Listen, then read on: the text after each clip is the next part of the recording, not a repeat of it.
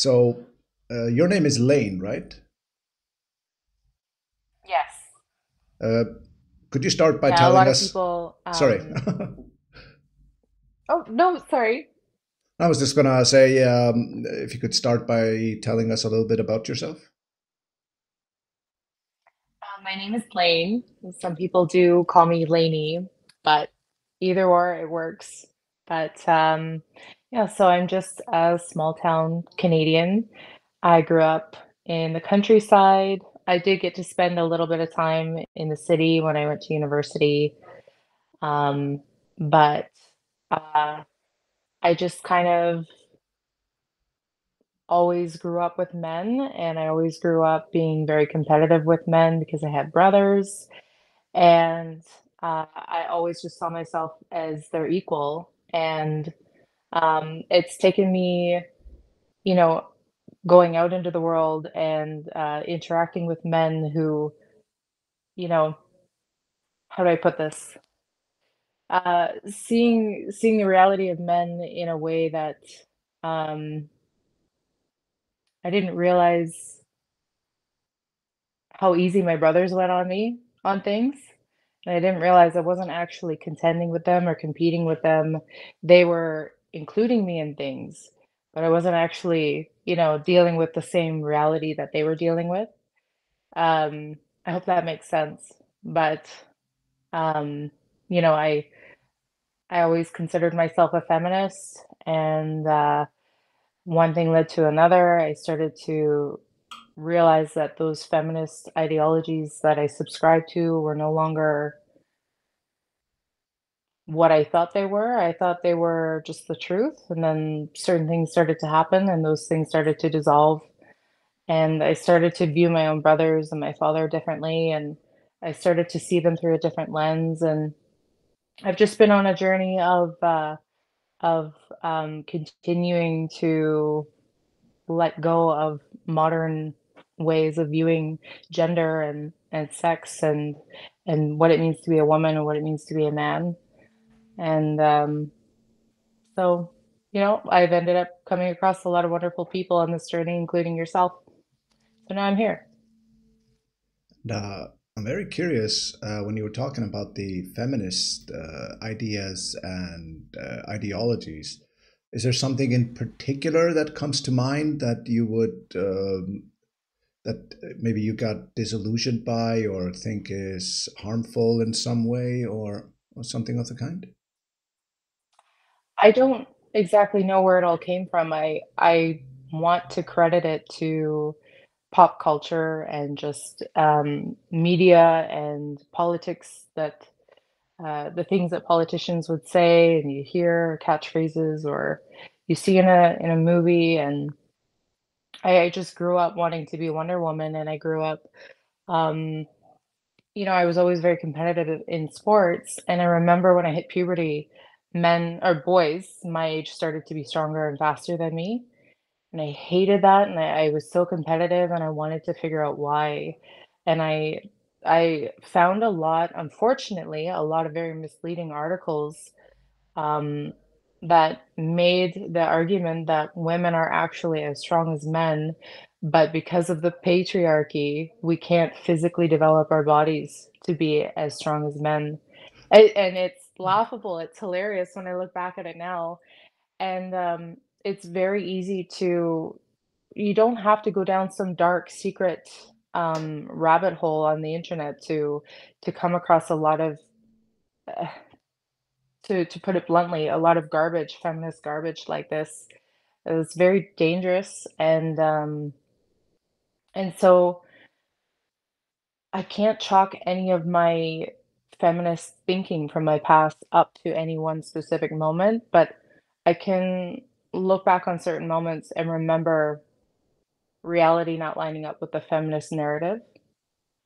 And yeah, I always thought my brothers being bigger and faster and stronger than me was something I needed to be offended by, and I felt oppressed by it. And yeah, I could go on about that, but Yeah, isn't it insane how you can see on so many sites that aren't, as you said, it's not some deep dark rabbit hole where you can where you're actually reading these things about like I will always say that women are they're just as important and valuable as men, but they are built very very differently.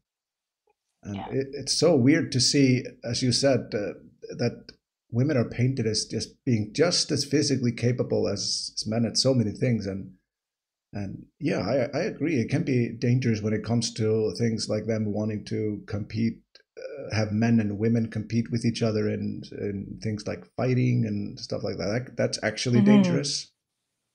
And and yeah, I totally agree with what you were describing there. And this is not just some far fetched idea. Hmm. Yeah. Speaking, oh sorry, yeah, go on. Nope. No, I was just agreeing with you. Yeah. I was speaking of fighting, and you told me that you used to box. Is that correct? I did. I used to, when I was 16, I got into competitive boxing, kickboxing, and I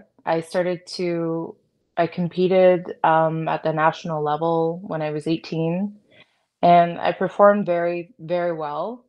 But um, because at the time there weren't that many women in the sport, because this would have been about 10 years ago, um, I didn't have female teammates to work with. I just had male teammates. And it was I really credit my pursuit of MMA specifically, not just sports in general, but in MMA, boxing, with my realization of, or the beginning of the realization of how different men and women are, which was like an identity crisis for me. Long story short, over the years, it went from me not accepting that we're different, to realizing we're different and being hurt by that, to making peace with it and now celebrating it. But when I was competing, um, I get in the ring, obviously fighting another woman. First time I had a fight with a woman, I was used to men. Yeah, And mind you, they weren't going hard on me, but they were still, even them being gentle with me was different than my female competitors in the ring. And I was expecting to go to war. I was yeah, expecting to be potentially killed or knocked out or something. And then I suddenly, when I got glove to glove with this girl, mind you, there are some amazing female athletes out there who would mop the floor with me, but it's just different. Like I just wasn't met with this wall of strength that I'm used to when sparring with my male teammates. And it felt too easy, and I know I am strong for a female, and I did have really good training, and, I again, there's women out there who would absolutely destroy me in the ring, but even those women, I've met them, I've trained with them, I've never competed against them because I never got to a very high level, but, when you roll with them in the gym, when you spar with them in the gym, they have to rely on technique and speed a lot more, um, in order to be a threat. Whereas men, they're being gentle, e and you don't realize they're being gentle with you. And then you see them spar with each other, and you're like, "Oh, he doesn't go that hard on me," yeah, or like and they're just playing with each other, and, yeah, I used to be very I used to be very offended by the reality of men being stronger than me, and it took me a while to just realize, like, you can't be offended by biology. It's not the patriarchy. Men didn't go into a lab and genetically modify women to be weaker. That's something that God did, or the universe, whatever you believe in, like, that's something that's beyond the patriarchy's yeah. design. So, yeah. If there, I did compete. if you listen to some people, though, you would actually get the idea that this is somehow some elaborate plan by evil men to make women weaker. Yeah, those were the types of articles that I would stumble across, and looking back, I used to believe in those articles because I wanted to, not my gut told me it was wrong, even when I was a feminist. Um, but after just seeing the strength of men, especially at the professional level, where they're yeah, I had the privilege of training at TriStar Gym, which is George St. Pierre's gym in Yeah, yeah, Montreal. yeah. I know the And gym actually. Yeah, yeah, it's an incredible facility. It's like a wonderful hub of sorts for top level athletes, male and female alike. But at the time, they only had like a men's dormitory, so they didn't have any women there really. And but yeah, it was like my first real insight into the reality of men a little bit. And I couldn't fully process it or take it all in because I was looking through the lens of I'm here to break the glass ceiling yes, and and um but shortly after that time when I left Montreal, because I was there for almost a year, not quite though. But when I left, my brother had a friend who um truly a conservative, like a true conservative, not someone who's just in favor of conservative policies, which we see a lot of here in Canada. We see people who are rejecting the leftist policies, the leftist ideology, but they're still a liberal at heart, even though they don't like the people representing the liberal parties. But they're voting conservative because it's the smart thing to do to correct the damage that's been done. But I met someone through my brother when I was about 19 who was truly a conservative and very well read. And I remember I had a bit of a crush on him. And I looked up to him and I thought we could talk about politics. And I remember mentioning something about like the wage gap. I think that was the thing. It was at least one of the things. And I remember him presenting me with just stats and data, and I realized I was so angry about women getting paid less, but I never looked into the data as to where those arguments come from that women are paid less, and he quite simply proved that that's not true. Like, women earning less is because of biological, realities, like having children or having a different, disposition, like, women aren't wired to work the way that the top earning men are, and not even all men are wired to become a billionaire CEO. And so there's no such thing as like a wage gap. There is an overall earnings gap in a year, but there's a lot of reasons to explain that. But women are not paid less by the hour than men are, and it really crushed me. Like, he was just showing me basic facts. He wasn't saying anything profound, and I realized all this anger I had and in getting to know this man, all this anger that I had and all this sense of oppression that I had, I was very emotionally charged, but I didn't have statistics, I didn't have data, I didn't have factual information. I just had been regurgitating talking points that, again, pop culture had fed to me.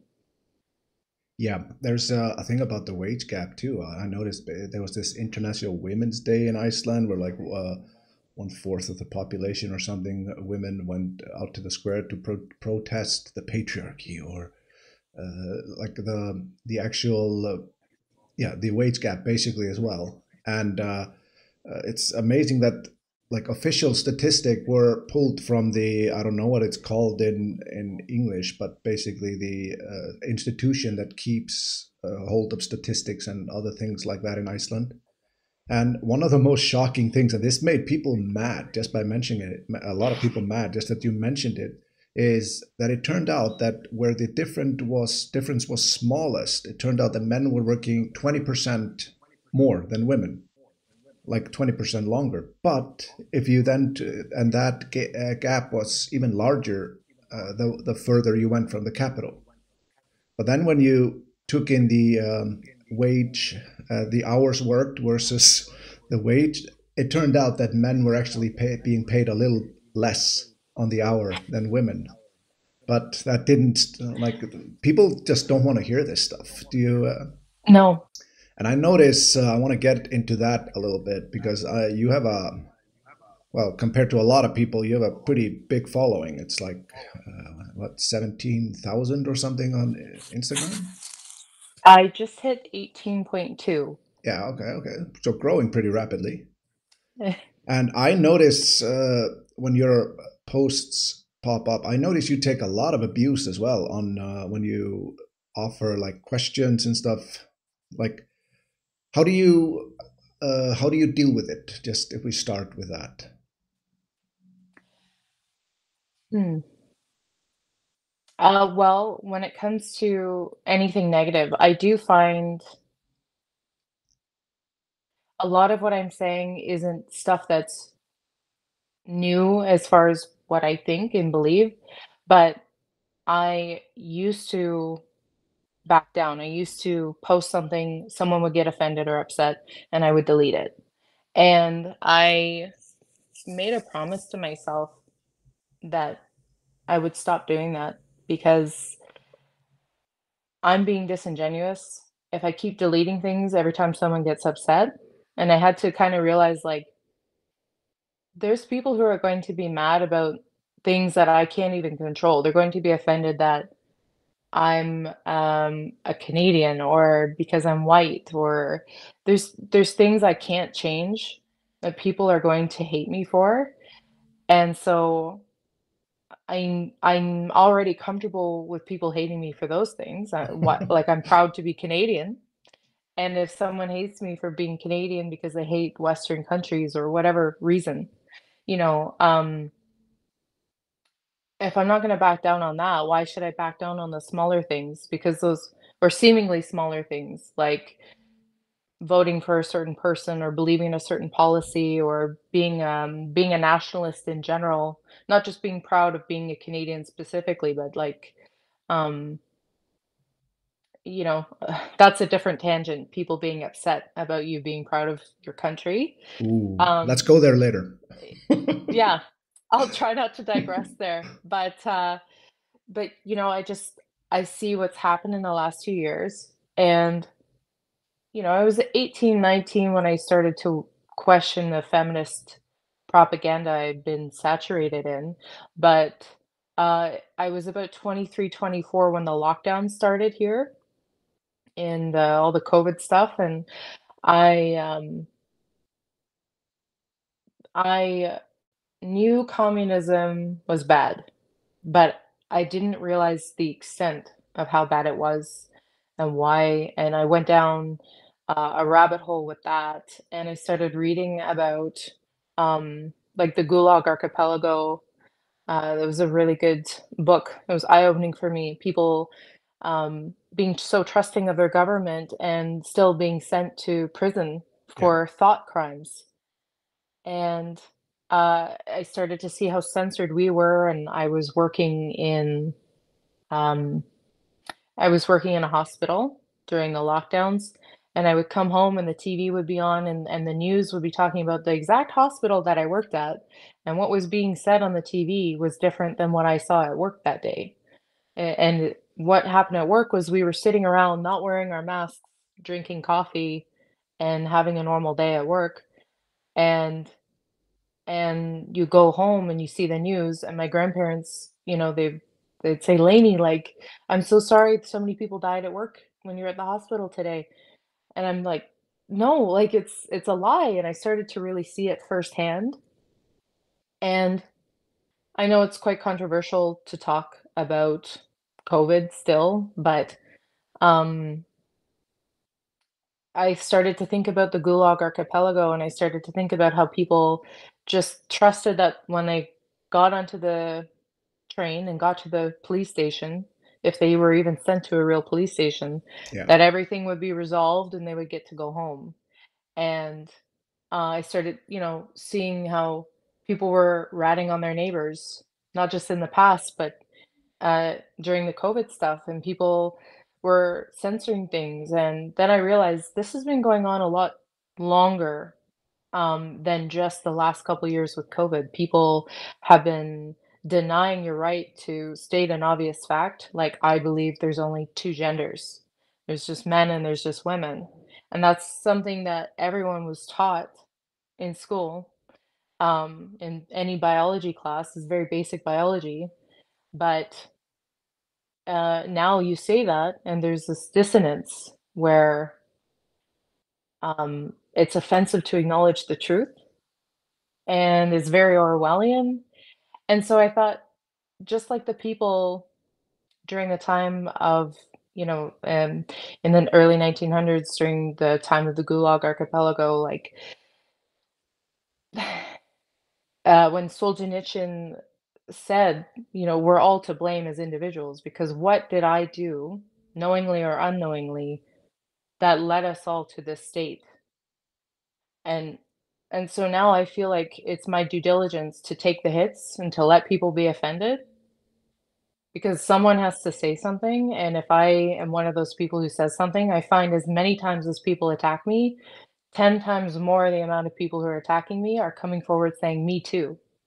And and not in the feminist me too way, but they're Yeah. saying, me as well. Like I find it's like being the first kid in a class to put your hand up and ask a question, and then everyone gets the confidence to ask and speak out. That's a huge point that that a lot more people should be considering very carefully. The fact that when you are saying things that are deemed controversial, there's like 1 in 10, but that one person that is very loud, especially on social media, and that minority is actually something that like gathers in a herd to attack people, like separate them from the herd and attack the individual. That means just so no more people from the herd that is vastly bigger, more powerful, just so others will stay in line, Mhm. because when they don't, they are separated from the herd and attacked. While the it's this is something that we're seeing a lot everywhere, I think, and thought crimes are Mhm. becoming like just I don't know, words. And Canada is especially bad with this right now, isn't it? Yeah, yeah, it's quite bad. We had someone, unfortunately, in I believe, a Catholic school board district. He faced consequences. I don't know exactly what he had to deal with, but he had to face consequences for saying there's only two genders. And he was a teenager and in the Catholic board of all things. Wow. So um, I don't know where that case went, but the fact that that was even a case at all is really disturbing to me. And um, to me as well, I think um, after seeing how Trudeau was towards Canadians and the way he restricted people's rights and their bank accounts and all of these other things, I've Before, already done more than an sorry, oh yeah. let me cut you up because I know while I know it and I know obviously you know it. Please elaborate on the bank account thing because, in my opinion, that is one of the most fascist acts that has been done in the entire Western world, probably for decades. But if you would kindly explain, as a Canadian, what actually happened there. Yeah. Yeah, so during the protests for the lockdowns and the mandates, mainly the protests when it came to the trucker convoy was it was based around people not wanting to be forced to take the vaccine for numerous reasons, and everything was very peaceful. But what Everything was to very explain? Like I'm just going through this as if someone didn't know anything about it. What trucker okay. convoy? Okay.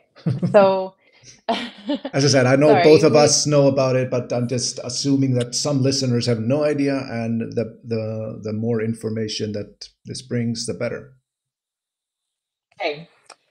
So in Canada during the lockdowns, we had a convoy form during the lockdowns, which was just um, I'm not aware of every little detail of it, but it was started with some truckers, and it started to pick up steam, and then it turned into people supporting these truckers who just wanted the right to choose whether or not they got the vaccine, the COVID vaccine.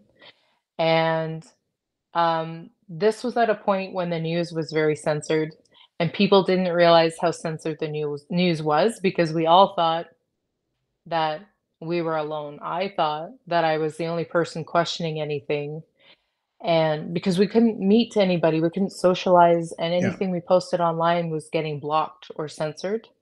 So you couldn't talk to anyone online, even from home. Oh, And really? yeah, it was like if you were to message people about it, Yeah. things were getting blocked In online or private they would get messages? flagged. No, not in private messages, but it's hard to know who to message about anything True. True. Yeah. if they can't publicly, um, like publicly stating, I'm against this or I'm against that or I'm for this, for that. If you can't publicly say what you're for or against, then you don't know who to network with. Holy shit! I You didn't know just it was kind of, that bad. yeah, it was very bad. We had a lot of censorship, which seems to have died down quite a bit. Things still do get flagged a little bit. I know that happens in the States as well, but it was when this convoy happened, um, at first it seemed very small because the news would tell us it was small. It was considered a fringe minority. And so we thought, okay, maybe it's like 5 people who don't wanna take the vaccine, and they happen to have trucks, Yeah. like, you know, and they're angry. And then on the news, on the TV, it would show, like, a handful of people getting together holding a Canadian flag, and it would paint them as Nazis. It would paint them as, um, you know, being, allies with the Confederacy of the States, which has nothing to do with us. All of these things were just thrown at it. "Oh, they're Trump supporters," all the things you're supposed to hate, um, and then you go on Instagram or TikTok, and you would see videos of hundreds of people gathering, and then it turned to thousands of people gathering. And I didn't know what it was other than people putting up a resistance to what was going on. And all that said to me was that I've been being lied to for years. I didn't know, or for at least, I think it was a year and a half at that point, maybe 2 years. I'm a bit foggy on the timeline, but Yeah. Yeah. I'll it, cut you it some had been slack a on the while. exact time. Thank you. Thank you. It had been a while of just, hunkering down and being told, wait another 2 weeks, wait another 2 weeks, wait another 2 weeks. And you think life's never going to go back to normal. This is it. And you think everyone's just in agreement and there's no one resisting anything. And then you see on these private little rabbit holes of TikTok and Instagram and Facebook of people saying, I'm actually here with the protest that's forming, which started on the west coast of Canada. And the idea was that it would grow, and it did grow immensely. And they would drive all the way across Canada to our capital, which is Ottawa, which is where the Parliament buildings are, and which is where Trudeau was supposed to be. Conveniently enough, he was sick with COVID the day that everyone arrived. Yep. I remember that. So yeah, it turned into a really good scapegoat for people like him. Um, but it was like so empowering. I didn't get to go to Ottawa with everyone, but I did get to go to like one of the intersections on the highway, thinking because of where I was at the time, it was a very remote part of Canada. I thought maybe I'll be the only one watching them drive through um, driving underneath the overpass. There were thousands of people there from like miles and miles away, all these farmers and just regular people, people who work in coffee shops, people who work as police officers, like any all kinds of people were just showing up in support of the convoy as they were coming through. And more videos kept showing up of how big this movement was, and yet the TV kept trying to paint it as though there were only, a handful of us, and kept saying we're a fringe minority, fringe minority. So then we started to adopt the name fringe minority. We are the fringe minority, and we were proud of it. Taking it And back. yeah, exactly. And yeah, there's a lot of scandal around that time. It was such a peaceful, wholesome time. I know a lot of people who did get to go to Ottawa where, the final event took place, um and it wasn't the violent mess that the news made it out to be. It wasn't like a BLM situation. It was No, a yeah, very exactly. peaceful. Yeah. Yeah. And one thing that really stuck out to me is there was no mention of this that I can recall at all in any Icelandic media. And just like we're not hearing anything about the gigantic farmer and railway worker protests in Germany or anything, Mhm. it's almost Yep. as if people don't want this to be out for some reason that I can't really fathom. But and what Yeah. happened to the people that supported those protests? So, yeah, this is the fascist, or this is where it gets very fascist, but, if you so I have a relative who donated $5 to the movement. It was a Yeah. GoFundMe, and the money was supposed to go towards food and gas for the people who are attending the event.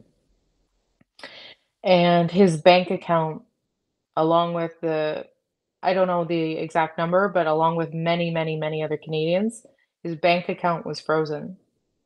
He couldn't access it for any reason. He couldn't buy anything, he couldn't pay bills, he couldn't transfer money between accounts, he couldn't receive money, and, um, it was closed for a while, like, he was blocked from his own money for a while because of $5 that he donated to help feed people who had the wrong opinion. So let me get this straight. There was a protest. I'm just going to summarize it because this is coming from a Canadian, so I can't resist. But so he donated money to a protest that was deemed bad. I remember Trudeau calling them Nazis and stuff like that, like openly. And because he donated $5, his bank accounts were frozen without it going through any court or anything to do with Yeah. the law. Just they just tracked who donated and they froze their accounts for a while, for a long time actually. I think, right? Yep. Yep. He wasn't I don't know the exact amount of time, but it was dangerous if you're trying to feed yourself and pay Yeah. bills. Um, and there was no warning. There was no call. There was no nothing. He just opened up his banking app on his phone, and it was just closed. He couldn't access it. And um and so I didn't donate. I did attend, but I didn't financially tie myself to the event, so I didn't experience it. But I had my social media flagged. I've been uh, openly, like Instagram has said, I've been shadow banned. I've been blocked from the explore page. People can't see my page. When people were following me on Instagram, they were warned that I spread misinformation. Um, and ugh, it's just, it's incredible that something like that can happen in a country like Canada because we're considered such a free place. But the issue with Canada is that we've, for years, like we were talking about the whole feminist thing where men are the same as women, There's been an endless array of things that are not true that have been hammered into us that we're supposed to accept, and I think that emasculates a society. It feminizes it, it weakens it, it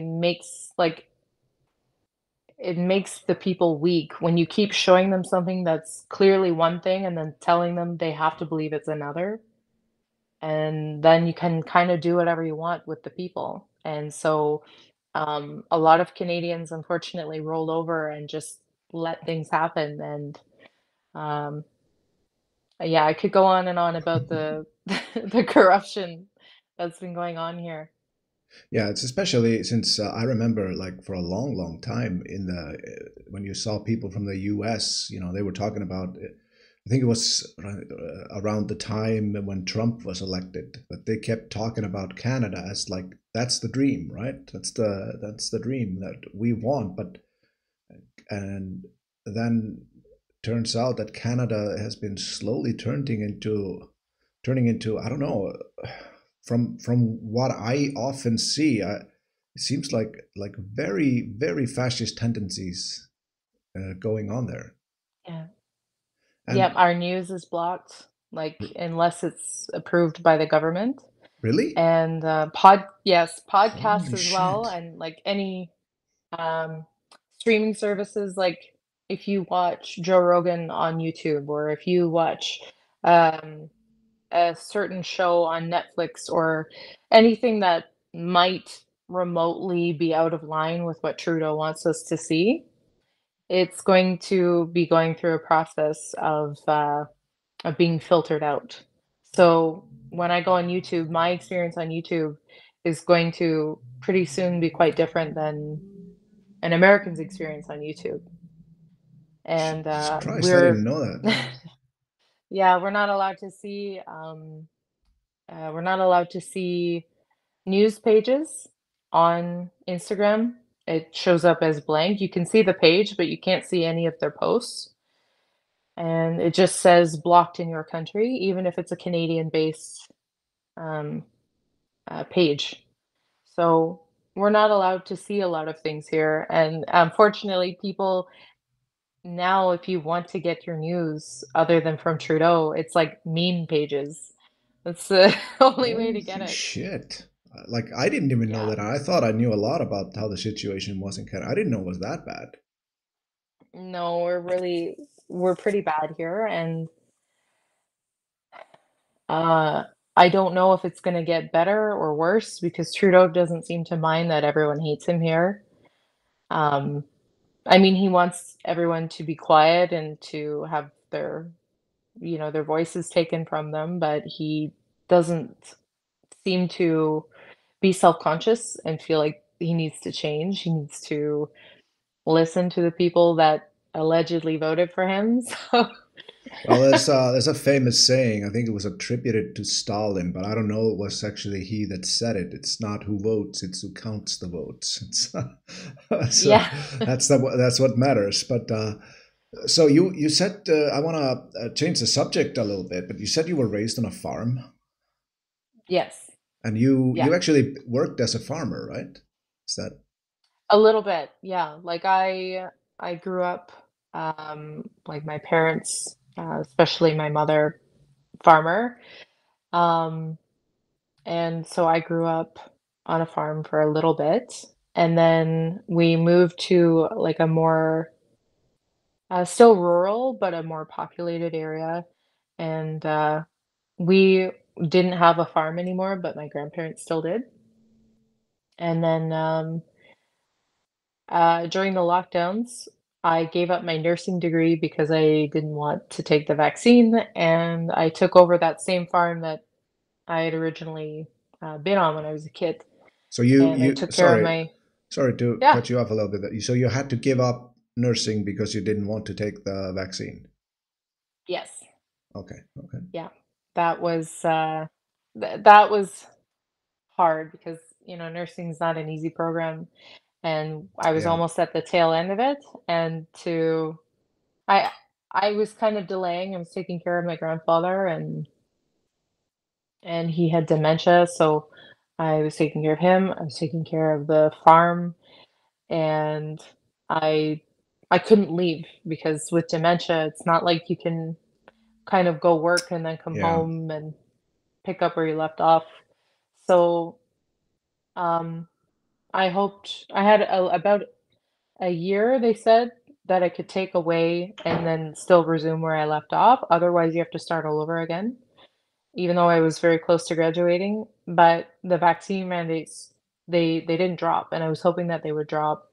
They never dropped, so I didn't go back, and Do you I regret it? was a no, no, no, not at all. Like, um, I don't regret it at all because even though I didn't end up getting the nursing degree either, it still gave me enough fundamental knowledge to be able to take care of my grandfather. So for that reason as well, I can't regret going to school for something I didn't end up graduating from. But if it weren't for the situation with my grandfather, I would really be kicking myself right now for going to school and spending that much time and money on something that didn't lead to anything. So, Well, I think it was a testing point. I mean, obviously, you gave up something that meant a lot to you for a principle that you believe in, and there's always this saying that a principle is worthless unless you stick to it when things are tough. So, if you don't regret it, then obviously it was. Well, you can look at it in this way, and you get a huge test in sticking to your principles, and you pass that at least. yeah, yeah, exactly. It like from a religious standpoint, or a faith-based standpoint, it's been something that even though it's been the result of evil worldly matters and occurrences, I do feel closer to God. I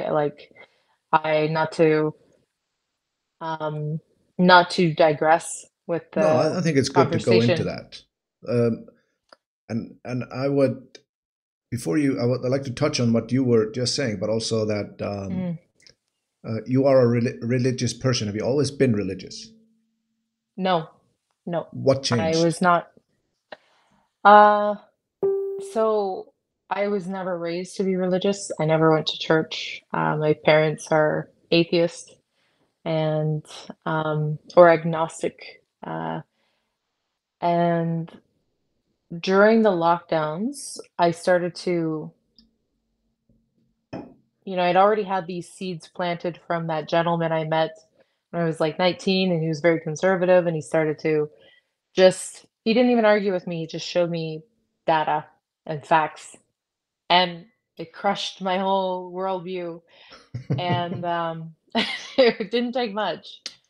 And um, and then those seeds have been planted, but I'm still living as a modern woman just out of habit. Even though I started to realize, like, okay, I don't agree with feminist ideology. I don't agree with leftist ideology, but I still have to go to work and I still have to do things that aren't very traditional. And just out of habit, you're going through the motions of a modern woman or a modern person. And then the lockdowns happen. And then I read Solzhenitsyn and I started to read, literature that broke down the dangers of communism and that side of history that's not taught about. We're taught all about Nazis, not Yep. even not even the truth of everything. Like, we're not taught the full picture. We're just taught the Nazis are bad and leave it alone and just hate them. And then all these other groups that oppose leftists get lumped in with being a Nazi, and you're just supposed to hate them all and not look into it and just hate everybody that the government tells you to hate. And they never talk about communists, despite the dangers of communism. But um, anyway, I was studying these things and started to really realize how left leaning I'd really become and how left leaning the world had really become, or at least the world around me. and how if you're not like a diehard leftist, you're just apathetic towards politics and life in general. Like you're one or the other where I'm Yeah. from. If people are either just, I don't care, I just whatever, just don't bother me. A lot of people would just take the shot because they just didn't want to be bothered and they just wanted to keep going to work and watching TV, and they just tried so hard to hold on to what their version of normal life was. Yeah. And they didn't even necessarily agree with taking the shot. They just didn't have passion for resisting. And and then there was people who were passionately, like enthusiastically going along with what the government was wanting. Like they couldn't wear enough masks, they couldn't take enough shots. And, and I started to really have this perfect live view in my face of like communism unfolding and leftism in action, and I'd already had these seeds planted before the lockdowns were even a thing, and it just made me become more and more conservative. And then I realized uh my conservative um reformation was resembling a Christian life in an orthodox sense. And I realized I needed to explore faith because I was already living like a Christian to revolt against the evil going on in the world without even intending on being a Christian. And I was fortunate enough to have access to a very beautiful oratory, and I got access to catechism classes, and I learned about Orthodox faith and Catholicism, and I became a catechumen, and I got baptized because I just realized the only answer, even from a pragmatic sense, emotions aside, the only answer to cure the communist overtaking was Christianity and traditional views and traditional values. And so that's when I started to look into faith and religion, and realizing the truth in the scripture and the truth in the history behind it, um and I just it really helps solidify my new conservative views and values. Yeah. Yeah. That's a great story, and especially when you think about when you say that Christianity is the communism is the enemy of Christianity, pretty much. Uh, and you also mentioned that things that anyone else but the Nazis did through recent history is not mentioned or taught in the history classes. Basically, anywhere. It's the same in Iceland. It's one of the things that I find most shocking is that everybody knows about the Holocaust that was done by the Nazis against the Jews, but basically no one knows about what happened to Christians in Russia, for example, after the October Revolution. I think it was 1917 or 18, where they actually systematically killed 5 million Christians. That's five Hmm. sevenths of the entire Holocaust. I mean, it's Yeah. 80% and or more, and nobody knows about this. This was a systematic slaughter, and just it isn't taught anywhere. Yeah. Did you know about it? Yeah. Yeah, yeah. It's and yeah, and basically nobody knows about this stuff. But was It's this? So, go on, go on. Sorry. oh, sorry. Um, it's just it's interesting too that we have, like, we're supposed to hate Nazis in our country, and then um not so long ago we had a very big TV personality named Don Cherry. If so he Go on. said he just asked people, please wear your poppy for Remembrance Day to honor the people who fought the Nazis. And he lost his job and got fired despite all he did was ask people to wear a little flower to remember the people who quite literally went and fought and killed Nazis or were killed by Nazis. And regardless of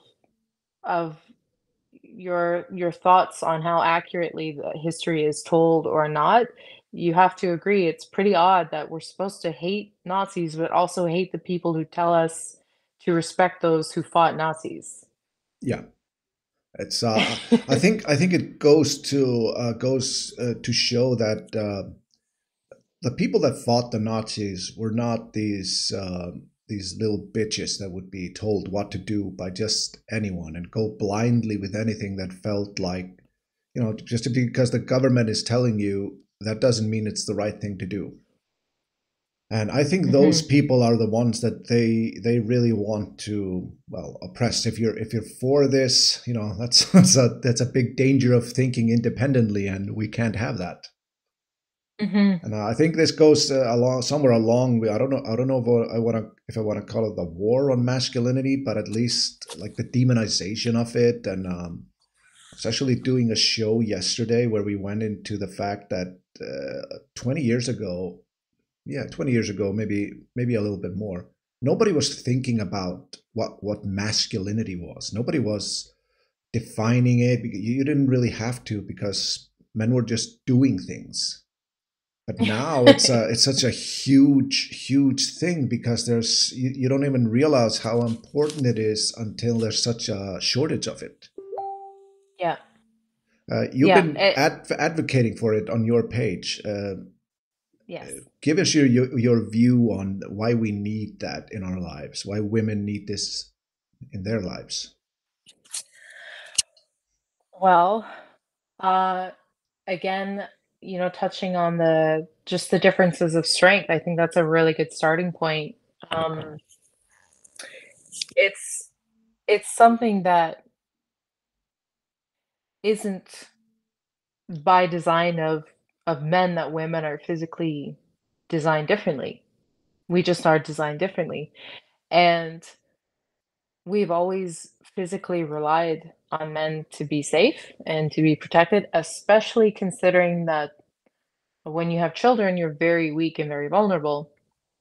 And I know modern women would say, well, what if she doesn't want to have children or whatever? But that's coming from a place of assuming birth control is an option. It is a Yeah, very new thing to have birth control. So if you're going to have sex, even if you only have sex one time, you can get pregnant. Like, it's a possibility, it's a risk, and it's a very life-threatening risk. Especially before modern medicine. Um, Giving birth and being pregnant, it can be a very dangerous thing, and it's something that just kind of was inevitable if you were a female. And as soon as you're no longer being under the protection of your father or your brothers and you're in the hands of another man, at some point you're going to get pregnant. And it's not going to take long. And you have no way of opting out of it. And so when you're pregnant, not only are you already the weaker sex, but now you're even more weak. You're more vulnerable. And we've made it this far. We've made it to 2024. That means men have always been protecting us. And overall, by and large, women have always been kept safe because if we weren't kept safe, we wouldn't have, you know, the continuation of our race. And that's something that men have always just understood. I think it's very ingrained in men that they protect us, and men have a very strong drive to keep women safe, even if they're looking at us as a resource. They still keep us safe. And a lot of people get uncomfortable with it because, again, they're coming from a place that assumes that women are being held back by men by having men do all of these things that keep us safe. But I argue that women are liberated by men because if men didn't offer us these spaces that allowed us to be weak and vulnerable as we naturally are, and there's nothing wrong with that. It's not weak in a negative sense. It's just our nature. If men didn't offer us that, we wouldn't exist. And so I think it's a testament to masculinity when femininity gets to exist and thrive. Um, that masculinity is also thriving and doing its job. But femininity doesn't mean, when I say femininity thriving, I'm not referring to women being boss bitches out in the workforce Yeah. and just being out in the streets. That's not femininity thriving. That isn't femininity. That's just godless godlessness, and that's disorder. And I believe just as much as women are physically different than men, we are mentally different than men. It's been proven time and time again that our brains are wired differently. Like a woman's brain, we there's a reason why women are fascinated when we ask a man, "What are you thinking?" and he says nothing. Yep. We don't understand that. We have different brains. Our brains are connected differently, and it's also been shown that women process emotion faster. So this sounds like a positive, but it can be a negative when it comes to um, like having to take course of action in a militant sense. And this is a really harsh reality that from my perspective, the effeminate world that we live in now, they're very uncomfortable with this topic or with this idea, but it's a reality and it's not going anywhere. If we ignore it, someone else will be violent towards us from the outside. Um, that's a slightly different tangent, but before I get to that, it's important that we have men who are capable of violence, and men are better at violence than are women. And violence and being capable of it at least is very important, because if you're not capable of it, someone else is, and they will be violent towards you. So if you don't have good men at the helm who are keeping your women safe and your children safe and your other men safe and your resources safe, then you're going to be taken over. This is all history is. It's constantly people being taken over by other people, Yes. and that's not going away. So I think masculinity is very, very important, and I think this is also why, and this is something people find very controversial, but I feel like women being in men's spaces, or traditionally what's considered a man's space, is really dangerous because men are not going to be physically violent to us. So when women enter a man's space, and we have these Me Too type movements that, eye contact is considered assault, and, don't touch me, don't stare at me, don't this, don't that, don't make a comment, don't call me hun. And it's, I want to be equally represented. And you have all these feminist ideologies in the women in the workforce, and these women thinking that they need to break the glass ceiling. And one thing leads to another, and then you have this space that was once efficient and based on efficiency, that's now not focused on the objective, and now it's focused on uh, making women the poster child, and it effeminizes the entire space, and it loses its efficiency. And that's what happens when women like end up uh, entering spaces like the military and police and politics. And I've I've even recently started to question women being in positions of authority in general, and it's not because I think women are less intelligent. It's been shown that women on average have a slightly higher IQ than men, but we're wired differently, and we are more emotion based. And women are we're built to pursue a provider. And and I find it interesting that, we went from looking for a husband because we knew we were going to get pregnant eventually, so we needed a protector, to Yeah. now we have birth control, but now we vote for big government typically. So you have women who are looking for someone who's going to provide for them in another way, and we vote in a way that we want the world to be soft. We want the world to be a big safe place. But when you do that on a national level, on the world stage, that country is not as efficient at defending itself, because you have the men being so worried that they're offending their women, when the women shouldn't even be sharing the same spaces as men, so that the men can just do what they're wired to do. and men can just do their job and be men. How is it that if I touch on that a little bit, Hmm. I want to first touch on the fact that you were saying how women usually think we're lying when you ask us what we were thinking, and it's either when we say nothing, it's either nothing or something as incredibly stupid of we're imagining ourselves fighting a polar bear with a spear or something like something equally retarded, but and that's no lie. That's usually actually something of the along the lines that we are thinking, or how tires are made or something.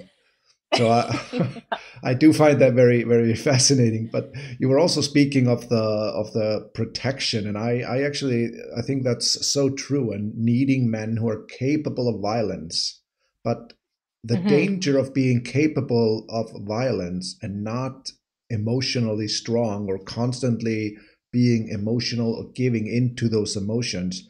That's how you end up with a lot of men in prison.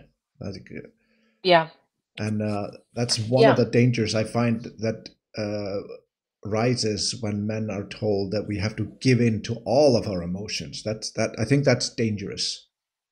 yeah, exactly, yeah. Because like that all of the if you look throughout history and you look at how much violence has just always existed, and it's incredible. You can't even fathom. Violence is if you were to process every single violent act throughout all humanity and like try to download it into your mind, it would be overwhelming. You wouldn't be able to process it. It's too much. Yet all of that, along with all of the good things, but all of that violence, it's in our DNA. It's in us. Because if it wasn't, well, that wouldn't be our human history. But it is our human history. So my thing is, instead of trying to squash it, because it's not going away, it's like trying to hold a bubble underwater. Like it's eventually going to come back up anyway. No matter how much you try to suppress it, it's going to naturally come up again. So allow it to come up in a way that's constructive. And I think that's why men need other men. Men need spaces that are unique to men because women want spaces that are unique to women. Men need spaces that are unique to men. And those spaces are not just to be frivolous man caves where they're drinking beer and watching a sporting event. That is a good thing as well. But I think men, especially when they're not so emasculated that they become politically apathetic, um, men are forming spaces where it's like a militia. Yeah, They're getting together and they're discussing policy and they're discussing, how can we make sure the government is still working for us? And um, they're able to get together and just I'm not a man, so I don't know exactly what men need to be doing with each other, no, but no, I no. know they need each other. Yeah, And I know they need to men look up to other men. I don't think men should be looking up to women. They can admire some quality about a woman, but they shouldn't be seeking leadership from a woman or women dominated spaces. Men should be men do, men do their best when they're influenced by um like developed masculinity, and that's why I think for many people, religion is such a good answer because it's like, let's be accountable. Let's really reflect on our thoughts. That's the beauty of a lot of Catholics enjoy confession because it's about reflecting on yourself.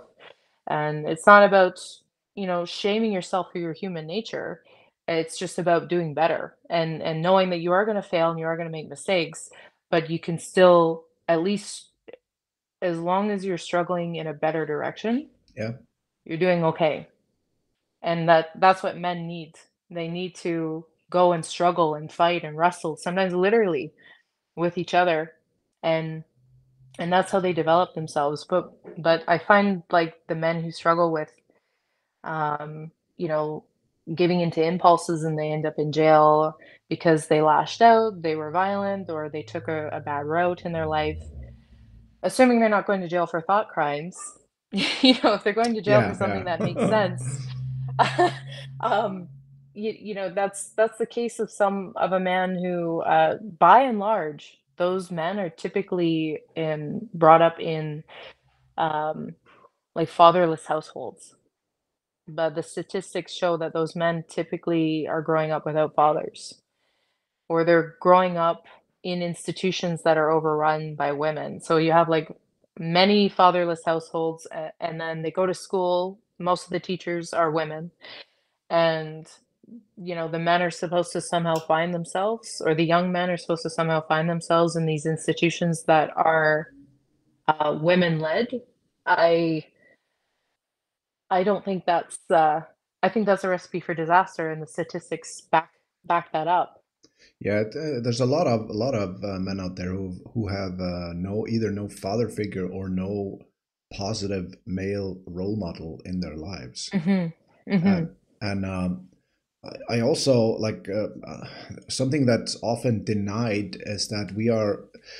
I find one thing that to be extremely weird is people that cling to identity politics that want people to be divided by certain things like race or color or something of the sort. Mhm.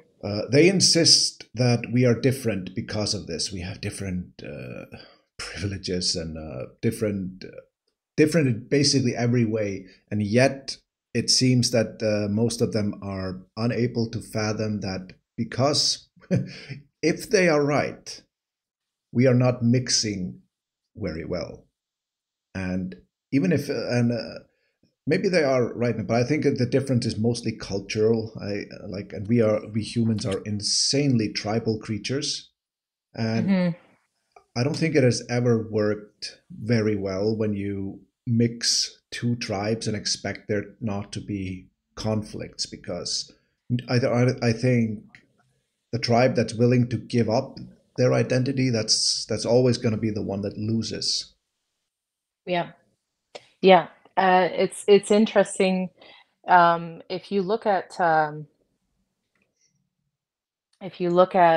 for example, what's often pinned on white people in North America is what happened to the Native Americans, and how the Native Americans have lost their identity because they were told to abandon their culture and to not value their own culture. Now, there's a lot of debate about what actually happened, but that is I'm not saying there's no truth to that narrative, but that narrative does get exploited a lot to now oppress the white people in North America, because when immigrants come to here, to illegal or not, come to USA or Canada, we're told, "You be quiet because of what you did to Native Americans." Yeah. Well, I didn't do it. My mom didn't do it. My dad didn't do it. My grandma and grandpa didn't do it.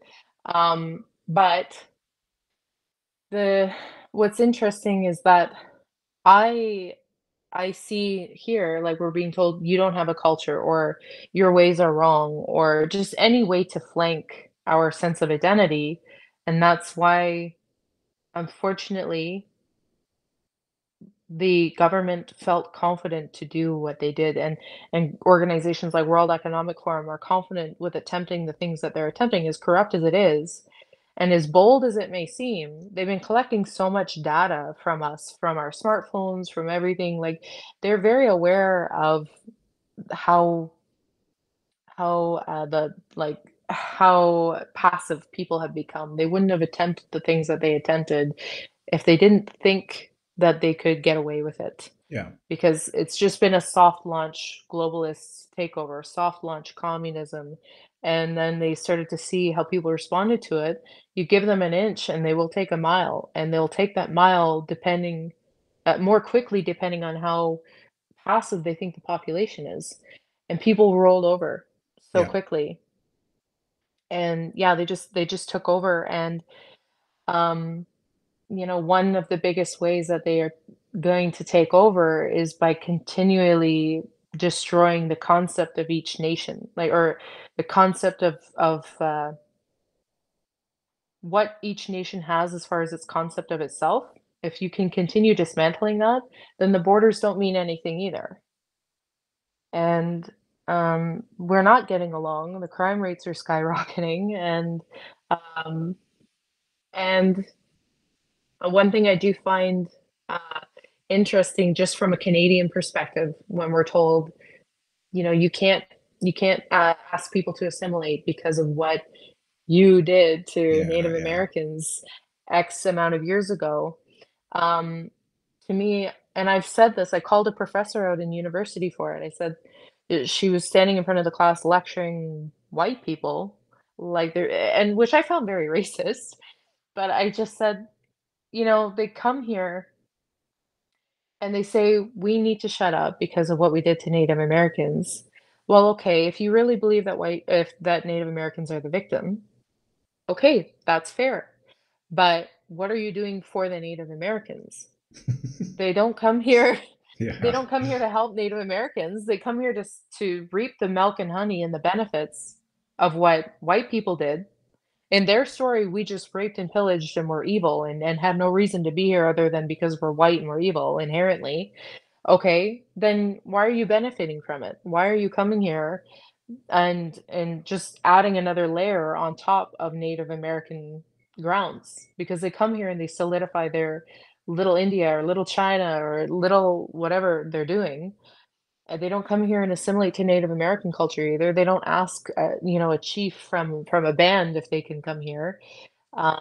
They just show up, and so it's all hypocrisy. They're not actually, the left isn't actually sensitive or caring. They like to posture as though they're morally superior and compassionate, but they're not. They just use minorities as a scapegoat so that they can continue justifying their corrupt agendas.